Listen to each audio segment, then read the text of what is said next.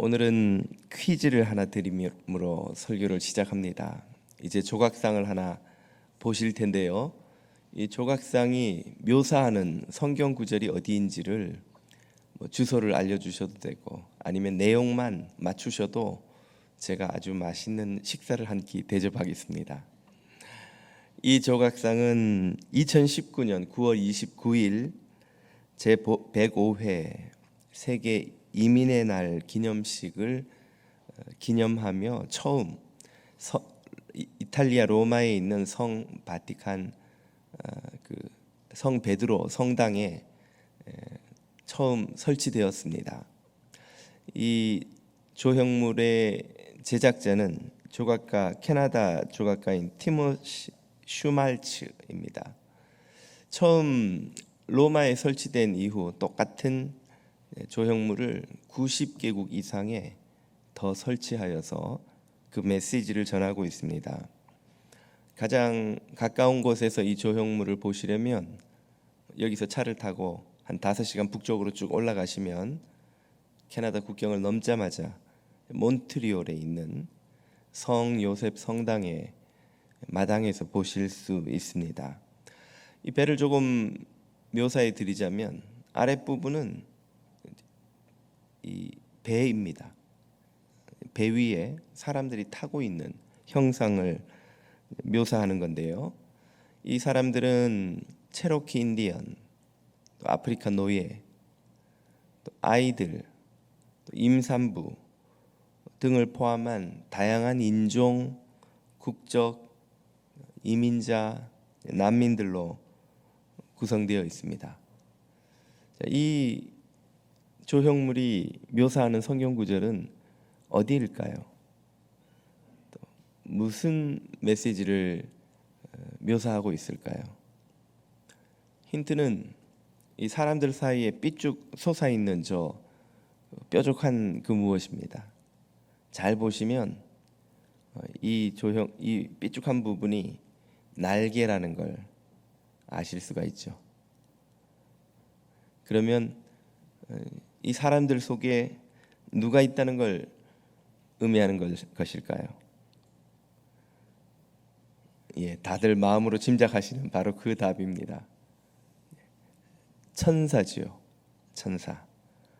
이 조형물의 제목은 Angels Unawares, 숨겨진 천사들이라고 번역하면 되겠습니다. 바로 히브리서 13장 2절 말씀을 형상화한 것이죠. 손님 대접하기를 잊지 말라.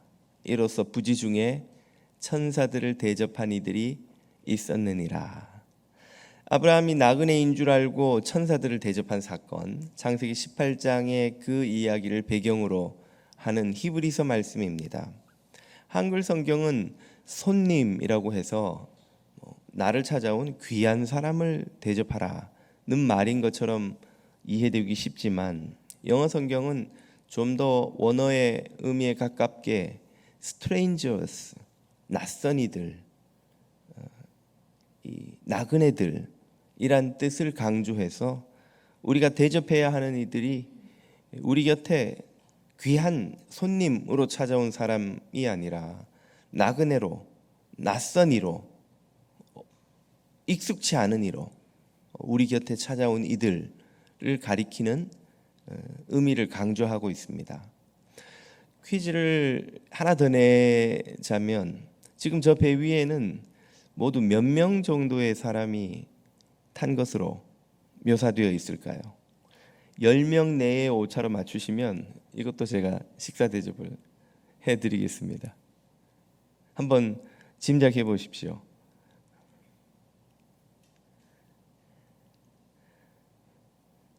대략. 자, 이건 우린 한국 사람들은 답을 알아도 또 말하기는 좀 쑥스럽잖아요. 손을 한번 살짝 가슴 위에 들어보시죠. 50명 아래다 생각하시는 분, 50명 위다 생각하시는 분, 예, 손 내리시고. 100명 아래다 생각하시는 분, 100명 위다 생각하시는 분. 네, 대략 알겠습니다. 하늘에서 보면 전체 머리가 다 자세하게 묘사되어 있는데요. 총 140명의 사람이 저 조그만 배 위에 묘사되어 있습니다. 여러분이 보기보다 생각하시기보다 좀 많죠. 거기에도 의미가 있습니다. 사실 우리 곁에는 우리가 아는 것보다 더 많은 난민, 이민자, 또 인생의 풍파가 치는 바다 위에서 위태롭게 떠 있는 많은 고난을 겪고 있는 이들이 있습니다. 바로 그 점을 우리에게 깨우치기도 하는 것이죠. 이 조각상은 참으로 이 시대에 던져주는 묵직한 메시지가 있다 하겠습니다. 요즘 전 세계가 난민, 이민자 문제로 난리입니다. 여러분 국제 뉴스를 통해 보시고 계시겠지만 프랑스에서 이 난민 문제로 연일 격한 시위가 폭동 수준으로 일어나고 있죠. 유럽 어느 나라 할 것 없이 다 앓고 있는 몸살이요. 미국에서도 예외가 아닙니다. 우리 역시 멕시코 국경에서 날마다 벌어지는 일 때문에 뉴스가 쉬지 않고 나오지 않습니까? 또 한국도 더 이상 남의 일이 아닙니다. 많은 이민자들 혹은 난민을 맞이하는 시대를 살아가고 있죠. 이런 시대에 우리에게 던지는 큰 메시지가 있습니다. 이 시대는 참으로 타인의 삶에 대해 무관심하고 모두가 자신의 성공만을 위해 쫓아가는 그런 세대라 아니할 수 없지요. 그런 세대에서 우리 그리스도인들은 어떻게 살아야 하는가? 그런 세대를 살아가는 그리스도인들에게 던져주시는 하나님의 메시지는 무엇인가? 이 질문의 답을 우리는 오늘 본문에 등장하는 한 남자 보아스를 통해서 들을 수 있습니다. 룻기 2장 중반부를 같이 읽으셨습니다. 우리는 지난 시간까지 하나님의 은혜 울타리 안에서 살아가는 두 여인을 쫓아가며 그들의 삶을 살펴보았습니다. 오늘은 그들의 삶에 끼어들어서 아주 중요한 역할을 하게 될 한 남자를 만나는데 그의 이름이 바로 보아스지요. 이 보아스가 그의 일꾼들과 소통하는 방식을 4절은 이렇게 설명합니다. 이 구절은 그의 삶의 태도와 방식을 보여주는데요. 마침 보아스가 베들레헴으로부터 와서 베는 자들, 그의 일꾼들이지요. 그에게 품삯을 받고 밭에서 일하는 일꾼들에게 이르되 여호와께서 너희와 함께 하시기를 원하노라 하니 그들이 대답하되 여호와께서 당신에게 복 주시기를 원하나이다 하니라. 이렇게 일꾼들과 인사하는 장면을 4절은 묘사합니다. 그런데 성경을 보면 인사가 보통 이렇게 길지 않습니다. 유대인들의 인사는 샬롬, 평안할지어다 하고 아주 짧지요. 우리로 치자면 안녕하세요 이 정도입니다. 그리고 대부분의 성경은 사람들이 만나서 서로 인사하는 장면을 묘사하지 않고 주고받은 대화의 핵심 메시지만 간략하게 요약해서 설명하죠. 짧은 지면에 모두가 만나면 그냥 의례적으로 하는 인사를 굳이 소개하지 않는다는 뜻이에요. 그런데 4절은 보아스와 그의 일꾼들이 인사하는 장면을 묘사하는데 그 인사가 무슨 교회에서 서로 축복할 때나 쓸 법한 아주 정중하고 애정이 담긴 그런 긴 인사인 것을 보여줍니다. 그리고 보아스가 그런 인사를 하자 일꾼들은 아무렇지 않다는 듯이 그와 유사한 축복의 인사를 또 보아스에게 하고 있죠. 이것은 보아스와 이 일꾼들이 오늘 이 순간 갑자기 이런 인사를 주고받은 게 아니라는 걸 의미합니다.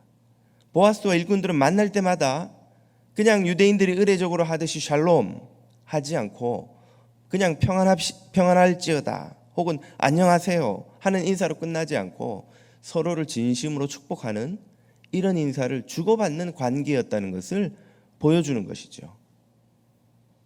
보아스는 그에게 품삯을 받고 일하는 일꾼들을 너희들이 받을 만큼 받았으니까 할 만큼 일해야 되고 나와 너의 관계는 그것을 노동과 돈을 주고받는 그런 관계라는 대부분의 주인과 종, 상사와 그 직원, 사장과 그 직원들과 같은 그런 관계를 넘어서서 진정으로 서로를 한 인간으로 존중하고 축복하는 그런 관계였다는 사실을 이 대목이 보여주는 것입니다.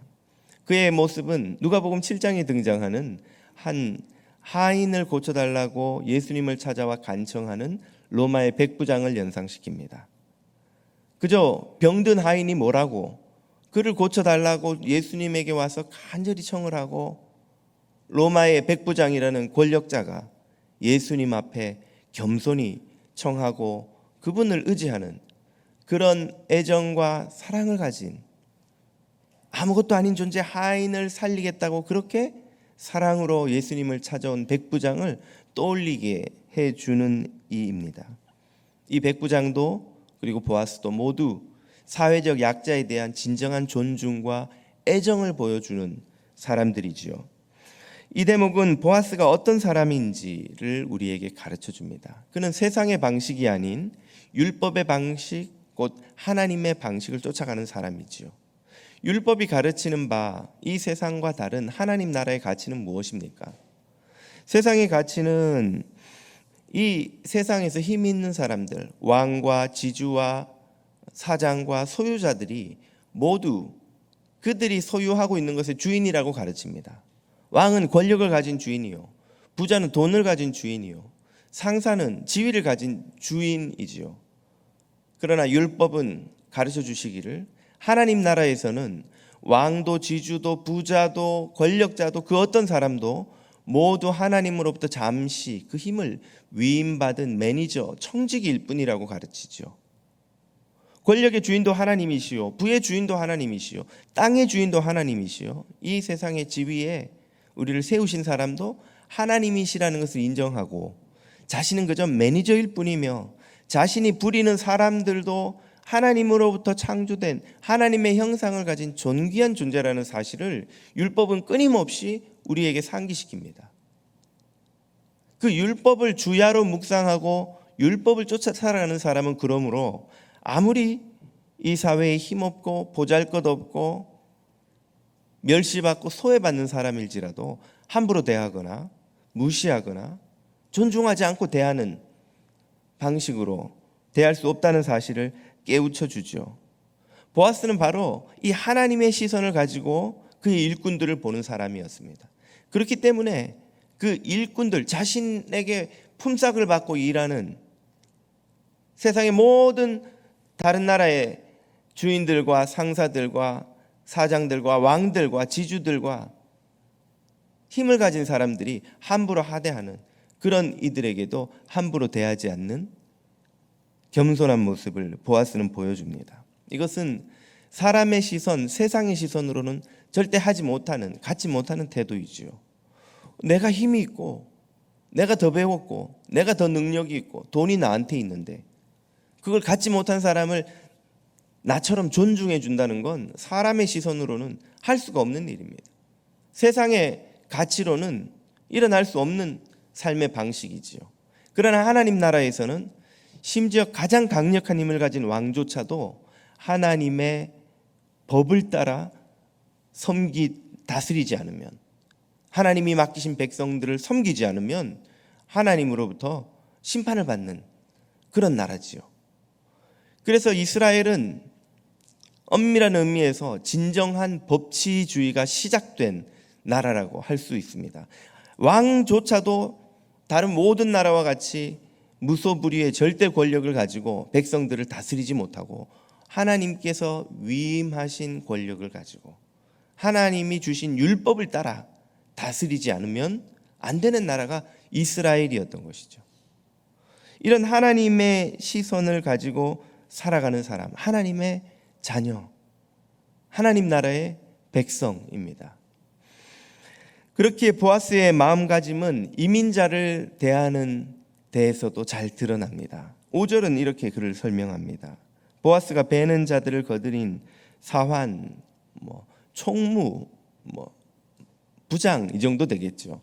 에게 이르되 이는 누구의 소녀냐 하니 그의 밭에서 이삭을 줍는 행색이나 그의 하는 일이나 보아서 당연히 가난한 빈민으로 이삭을 주우러 온 여자임에 틀림없는데 그 여자에 대해서 보아스가 관심을 가지고 물어봅니다. 지주에게 있어서 이삭 줍는 사람들은 어떤 존재일까요? 그들은 땅 주인의 곡식에 손해를 끼치는 귀찮고 성가신 존재일 뿐이지요. 지주로 이 땅을 운영하며 이 소유하며 곡식을 거둘려면 신경 쓸 게 얼마나 많겠습니까? 이 땅에서 얼마나 거둘 것인가? 이 일꾼들은 게으르지 않게 잘 어떻게 해야 부릴 것인가? 여기서 거둔 이삭은 어떻게 저장할 것이며 또 이걸 어디에 어떻게 팔아서 그가 이 땅에서 거둘 이익을 생각하면 신경 쓸 게 많습니다. 그의 땅에 와서 이삭 주워가는 가난한 빈민 아이 하나를, 여자 하나를 신경 쓸 필요도 여력도 없는 것이죠. 그런데 보아스는 그녀에 대해서 관심을 가집니다. 저 이삭 줍는 여자들 중에 낯선 여자가 하나 있는데 누구냐? 우리 동네에 새로 온 어떤 여자가 있는 거냐? 이런 관심을 가진 보아스는 그녀가 그의 친척 나오미를 따라온 며느리라는 것을 알고 그녀를 따뜻한 시선으로 바라보고 존중하지요. 11절입니다. 보아스가 그에게 대답하여 이르되 네 남편이 죽은 후로 네가 시어머니에게 행한 모든 것과 내 부모와 고국을 떠나 전에 알지 못하던 백성에게로 온 일이 내게 분명히 알려졌느니라. 보아스는 그녀가 한 선한 선택을 정확히 지적하며 존중하며 칭찬해 줍니다. 이게 쉬운 것 같지만 절대 쉬운 일이 아닙니다. 많은 사람들이 이런 상황을 맞닥뜨렸을 때 부정적으로 사람을 정죄하기 일쑤이지요.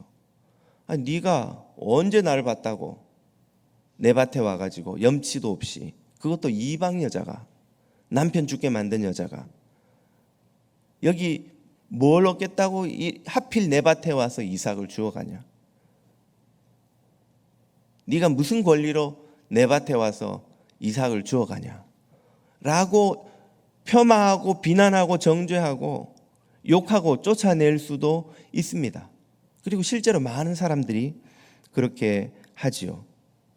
그러나 그녀가 그 사회에서 가장 힘없는 이민자이자 여자이자 기댈 데 없는 가난한 빈민인 것을 알고도 그녀가 한 일을 정확히 지적하며 칭찬하며 그녀를 격려해 줍니다.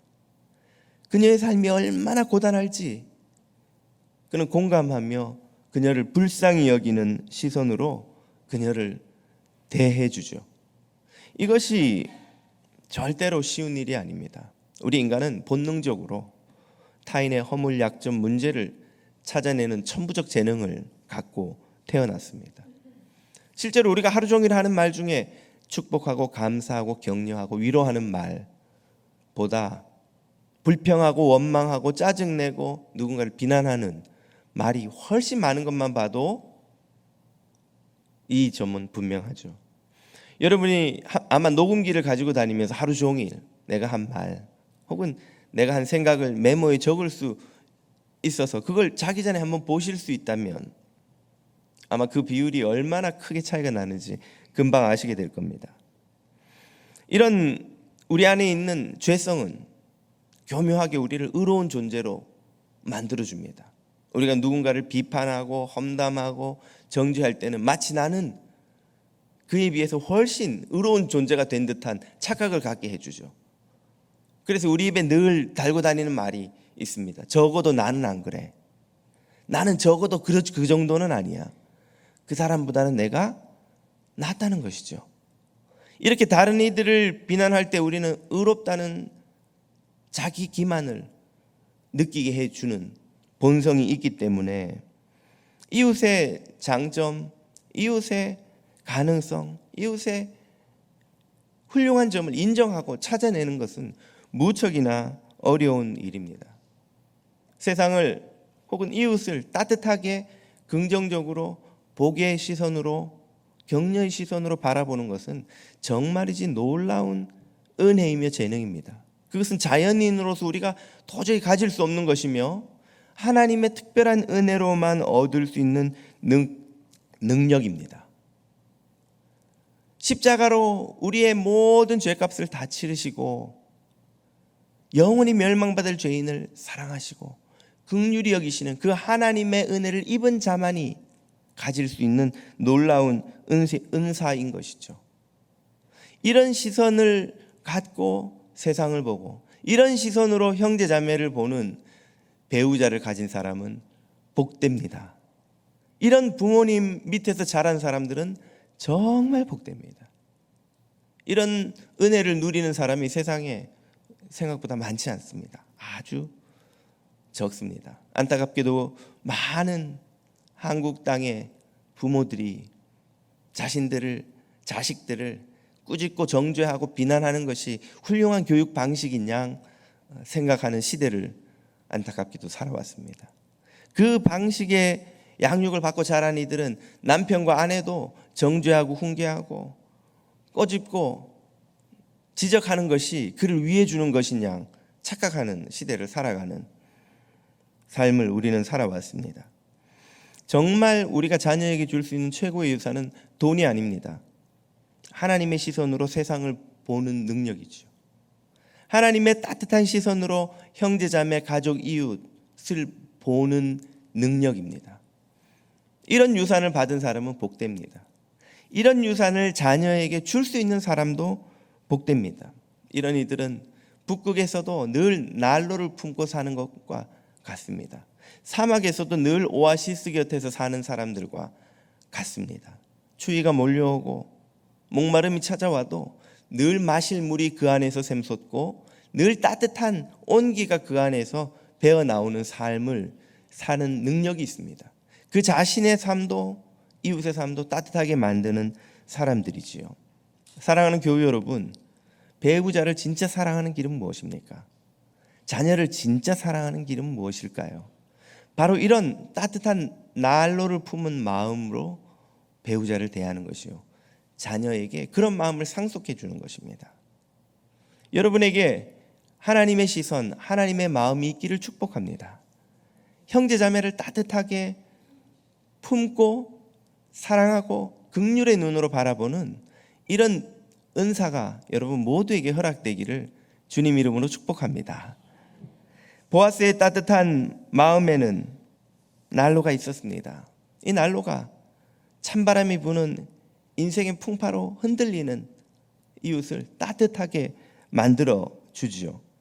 8절 이하는 보아스가 룻에게 하는 베푸는 호의와 배려를 이렇게 소개합니다. 내 딸아 들으라, 이삭을 주우러 다른 밭으로 가지 말며 여기서 떠나지 말고 나의 소녀들과 함께 있으라. 그들이 베는 밭을 보고 그들을 따르라. 내가 그 소년들에게 명령하여 너를 건드리지 말라 하였느니라. 목이 마르거든 그릇에 가서 소년들이 길어온 것을 마실지니라 하는지라.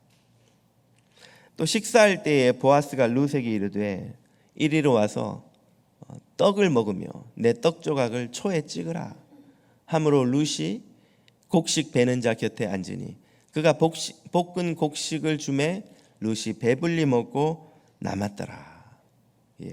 떡을 먹어라. 먹을 것도 없는데 룻이 도시락을 싸왔을 리가 없지요. 배고픔을 떡을 먹음으로 해소해 줍니다. 그리고 배만 불리는 게 아니라 초에 찍어 먹어라. 소스를 뿌려 먹어라.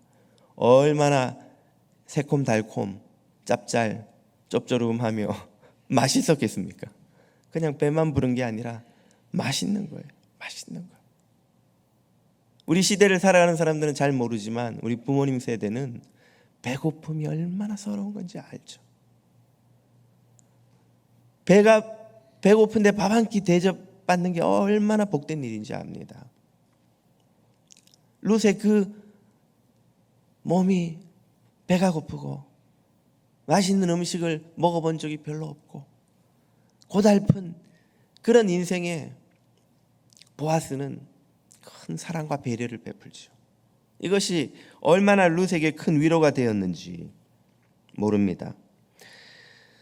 보아스는 또한 룻을 축복합니다. 여호와께서 내가 행한 일에 보답하시기를 원하며 이스라엘의 하나님 여호와께서 그의 날개 아래 보호를 받으러 온 내게 온전한 상 주시기를 원하노라 하는지라. 그냥 먹을 것으로 또 이삭으로 배려할 뿐만 아니라 따뜻한 말로 룻을 위로하죠. 이 위로가 정말 큰 은혜이자 룻에게는 힘이지만 이것이 또한 쉽지 않은 일입니다. 이 세상이 축복과 위로를 하지 않습니다. 원망과 저주를 하죠. 아이들이 말하는 걸 한번 들어보십시오. 미국 아이들도 한국 아이들도 요즘 아이들은 욕을 넣지 않으면 문장이 끝나지 않는다고 합니다. 욕으로 시작해서 욕으로 전미사 관계사를 쓰고 욕으로 전미사 써서 끝나는 거예요. 이 F 하고는 일단 말이 시작되는 거예요. 한국은 이 S 뭐 하고는 일단 말이 시작되는 거예요. 욕이 뭡니까? 욕이 저주거든요. 다 너 망해라. 네 인생 엉망되라. 이게 욕이에요. 그 욕이 빠지면 문장이 안 된다는 게 무슨 뜻입니까? 이 세상이 축복을 하지 않는다는 뜻이에요. 이 세상은 서로 저주를 하는 세상입니다. 왜 저주가 말끝마다 나오는 걸까요? 마음에 분노와 원망과 미움이 가득하기 때문에. 이 뭐 같은 세상, 왜 나한테 이런 좋은 일이 안 생기고, 나한테 왜 이런 일이 생기고, 왜 내 인생에 이런 일이 생기고, 이 XX 같은 세상, 그 원망과 분노를 만나는 사람마다 쏟아놓으니까 저주가 끊임없이 나오는 거예요. 이 F 뭐 S 뭐 세상은 우리를 축복하지 않아요. 세상은 우리를 저주합니다. 그런데 보아스는 그런 세상 가운데서 늘 저주와 비난과 욕설과 무시와 멸시를 쏟아놓는 세상에서 룻과 같은 가난한 외국인, 피부색이 다른 이민자 여자가 한국 사회에서 사는 동안, 이 미국 땅에서 사는 동안 얼마나 많은 모멸과 멸시와 무시와 서러움을 당하며 살아왔겠습니까? 얼마나 차별하며 얼마나 멸시하는 시선으로 고통을 겪어왔겠냐는 말이죠. 그런 룻에게 보아스는 따뜻한 배려와 축복의 말을 하죠. 이것은 정말로 큰 능력이며 은사이며 복입니다. 성도가 이렇게 세상에 줄 수 있는 것이 무엇입니까? 바로 축복이에요. 축복. 목사로서 참 보람을 느끼는 것 중에 하나가 예배 때마다 교인들을 축복할 수 있다는 겁니다. 마지막 축도 시간에 축도하잖아요. 제가 어릴 때 섬기던 교회에서는 권사님들이 일부 예배 드리고 내려가서 식사 준비 막 주방에서 봉사하시다가 2부 예배 축도할 시간 되면 막 후다닥 다시 올라가요. 축도 시간에만 또 올라와서 축도 듣고 내려간다는 거예요. 왜? 그 축복을 받으면 하나님이 복 주신다는 걸 믿었기 때문이죠. 목사가 그런 복을 날마다 줄 수 있으니 얼마나 큰 은혜이며 보람입니까? 그 말로 하는 축복, 그 나도 할 수 있을 것 같은데 목사만 할 수 있는 겁니까? 맞습니다.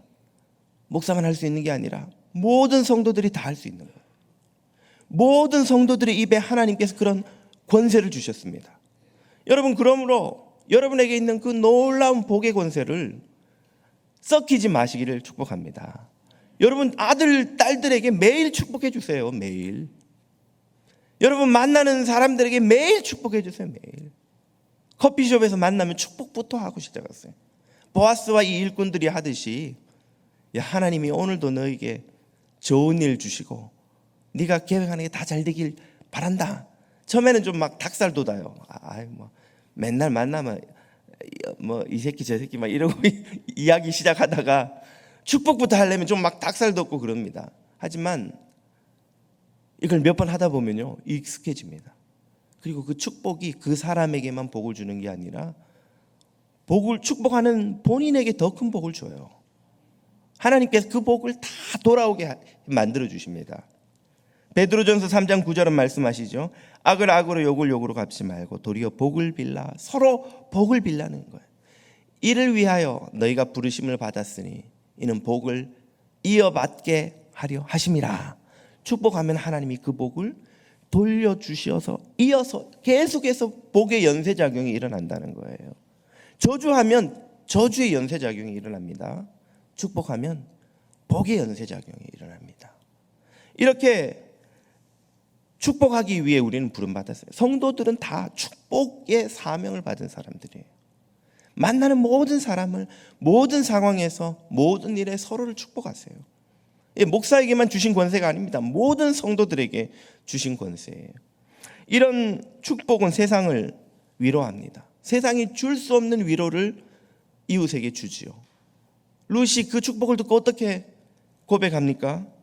룻이 이르되 내 주여 내가 당신께 은혜 입기를 원하나이다. 나는 당신의 하녀 중에 하나와도 같지 못하오나 당신은 이 하녀를 위로하시고 마음을 기쁘게 하는 말씀을 하셨나이다. 아멘. 룻은 배만 부르고 맛있는 걸 먹어 좋을 뿐 아니라 보아스의 축복을 듣고 마음의 위로와 기쁨을 얻는 거예요. 사람들이 이 위로가 없어가지고 의사를 찾아가 비싼 돈 내고 상담받고 옵니다. 여러분 의사 1시간 만나는데 몇백 불 하는지 아세요? 그 비싼 돈 주고 가도 진정한 위로를 못 받아요. 실컷 이야기한 것 같은데 내가 무슨 치료를 받았나 몰라. 그러나 성도가 서로를 축복하면 몇백 불 아니라 몇천 불보다 더 가치 있는 위로와 기쁨이 거기에는 있습니다. 할렐루야. 서로를 축복하세요. 만나는 사람마다 모든 상황에서 모든 때에 축복하십시오. 여러분 먼저 가족들에게부터 연습해 보세요.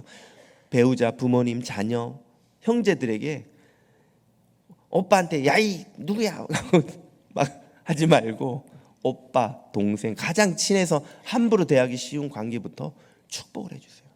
오빠, 오라버니, 내 사랑하는 오빠, 하나뿐인 내 동생아, 하나님이 너를 내 동생으로 주셔서 얼마나 감사한지, 하나님이 오빠를 우리 오빠로 주셔서 엄마를, 아빠를, 이놈아 쥐지가 나고 왜 속썩이고 그러지 마시고 하나님이 너를 내 아들로 주셔서 너를 내 딸로 주셔서 얼마나 감사한지, 하나님이 너를 에스더처럼 복 주실 거다, 너를 요셉처럼 복 주실 거다, 오늘도 하나님이 너를 복 주시고 기쁘게 동행해 주실 거다. 할 수 있는 모든 말로 축복하십시오. 기적이 일어날 줄로 믿습니다. 치유와 위로가 시작될 줄로 믿습니다. 세상이 줄 수 없는 은혜가 거기에는 있어요. 보아스는 그런 축복의 능력을 아는 사람입니다. 룻은 그런 축복의 능력을 입은 사람이에요. 이것이 성도에게 주시는 놀라운 하나님의 복입니다. 이런 은혜와 축복이 겸손을 만날 때 더 빛을 발합니다. 보아스는 이렇게 배려하고 섬기고 축복할 줄 아는 사람이었지만 거기에 더 한 가지 더하여 아주 깊은 성숙함을 보여주죠. 그 성숙은 무엇입니까? 룻의 입장을 배려하는 것입니다. 15절 이하가 이렇게 말합니다. 룻이 이삭을 주우러 일어날 때 보아스가 자기 소년들에게 몰래 명령하여, 이 뜻이죠. 이르되 그에게 곡식 단 사이에서 줍게 하고 책망하지 말며 또 그를 위하여 곡식 다발에서 조금씩 뽑아버려서 그에게 줍게 하고 꾸짖지 말라 하니라. 어떻게 하라고요? 곡식 단 사이에 조금씩 뽑아서 좀 더 버려라 이 말이에요. 자연스럽게 흐르는 것만 줍게 하지 말고 조금 네가 더 뽑아버려서 더 많이 줍게 해라. 더 많이 줍게 하려면 어떻게 하는 게 제일 쉬운 방법입니까? 보아스가 사람들 앞에서 룻 이리 와봐, 이리 와봐. 너 참 시어머니 모시고 고생하는데 그 큰 단 하나 가지고 와. 이거 룻 이거 품고 가. 너 들고 가. 그러면 온 동네에 보아스가 얼마나 아량이 큰 사람인지 소문나지 않겠어요? 우리 주인 보아스는 말이야. 그러면서 막 일꾼들이 소문내 줄 거 아니에요. 그러고 싶은 게 우리 욕망이잖아요. 여러분 차인표 씨 간증 들어보셨어요? 차인표 씨가 처음 교회를 다니는데 신문을 보니까 막 연예인들이 기부한 이야기가 많이 나오더래요. 왜 내 이름은 없어 싶어가지고 매니저를 불러다가 막 기부 물품을 잔뜩 사게 했대요. 그리고는 그 어려운 지역에 가가지고 그걸 막 나눠주는 행사를 한 거예요. 그랬더니 받는 사람들이 막 고개를 숙이고 인상을 이렇게 쓰면서 막 받아가지고 막 빨리 가려고 그러고 막 자기하고 말도 안 하려고 그러더래요. 내가 나눠주는데 왜 이렇게 날 무시하나. 그러니까 매니저가 옆에 있다가 하는 말이, 형 이거 나도 좀 주세요. 왜? 저 사람들보다 제가 더 가난해요. 형 나한테 주는 거 그게 얼마 안 돼서 저도 되게 가난해요. 근데 저 사람들은 주고 사진 찍고 저는 안 주고. 하고 와서 집에 와서 생각해보니까 내가 뭘 했나 이 생각이 들더래요. 나중에 예수를 만나고 나서, 주님을 만나고 나서 알고 보니까 자기가 얼마나 부끄러운 짓을 했는지. 사진 찍으려고 차인표 이렇게 기부하다 이거 신문에 자기도 한 줄 실어줄까 봐. 보아스도 그렇게 할 수 있죠. 큰 단 하나 가지고 와서. 그러나 그가 그렇게 했다면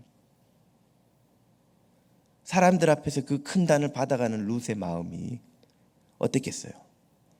또 이삭을 줍는 다른 여자들이 룻을 어떻게 여기겠어요? 시기하고 험담하지 않겠습니까?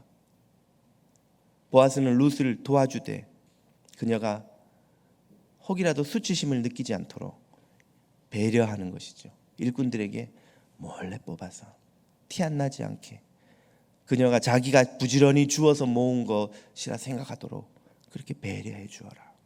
그래서 룻이 주운 것이 15kg, 한 에바. 15kg이면 뭐 이삭을 모르긴 해도 이렇게 가득히, 한 가슴 가득히 이렇게 품어야 될 정도 아닐까요? 보아스의 성숙함과 사려 깊음을 보여주는 장면입니다. 미숙한 사람들은 선행을 통해 자기를 드러내려고 해요. 성숙한 사람들은 주님을 드러냅니다. 미숙한 사람들은 자기의 만족을 구하죠. 하지만 성숙한 사람들은 예수 그리스도를 드러냅니다. 어떻게 보아스는 이런 삶을 살아갑니까? 그것은 빛이 되신 하나님을 바라보기 때문이지요. 우리는 자체로 빛을 내는 존재가 아닙니다. 태양처럼 스스로 빛을 내서 세상을 밝히는 존재가 아니지요. 하지만 달처럼 태양의 빛을 받아서 어두운 밤을 은은하게 밝힐 수 있는 존재들입니다. 우리는 아무런 빛이 없지만 주님을 바라보아 그분의 빛을 받을 때에 우리가 몸담고 살아가는 가정에서, 일터에서 우리의 주변의 삶의 자리를 은은하게 밝힐 수 있는 빛이 주님을 바라볼 때 우리에게서 반사되는 거예요. 이것이 성도가 세상을 밝히는 방식입니다.